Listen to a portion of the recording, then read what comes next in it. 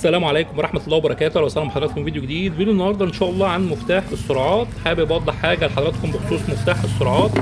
مفتاح السرعات حضراتكم عليه ضمان مدى الحياه، ضمان مدى الحياه ضد عيوب الصناعه وضد سوء الاستخدام. يعني عند حضرتك اي مفتاح بتستبدله. انا عملت الفيديو لحضراتكم مخصوص لان عميل موجود معايا بقاله فتره، اكتشفت ان هو طالب النهارده 4 مفتاح سرعات، فطبعا اتواصلت معاه فبقول له حضرتك هتشغل المفاتيح على ايه؟ قال لي لا والله ده انا عندي شفاط 60 فانا هاخدهم استبن لان عندي 3 محروقين نتيجه التطهير او هو جاب عليهم ميه. فقلت له لا حضرتك ينفع يستبدلوا. المندوب هيسلم حضرتك ال3 الجداد وهتسلموا حضرتك ال3 اللي موجوده عند حضرتك اللي هم مش شغالين وتدفع مصاريف شحن فقط.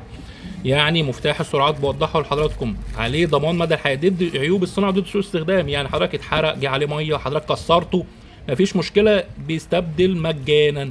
يعني دول حضرتك هيتم شحنهم النهارده للعميل وهنستلم منه ال3 القدام ويدفع مصاريف شحن فقط بدل ما كنا هنكلفه ال3 الجداد او ال4 لان كان رسالته معايا اشحن لي 4 مفتاح سرعات. فطبعا اتصلت معايا ليه 4 مفتاح سرعات هتشغلهم على ايه؟ فاكتشفت بعد كده ان العميل عنده 3 وال3 باظوا فهو طلب 3 يشغلهم والرابع يبقى موجود عنده احتياطي. لا حضرتك 3 يستبدلوا مجانا. فده فيديو توضيحا. مفتاح السرعات حضراتكم ضمان مدى الحياه ضد عيوب الصناعه وضد سوء الاستخدام. عند حضرتك مفتاح سرعات بايظ هيتم استبداله مجانا. شكرا والسلام عليكم ورحمه الله وبركاته.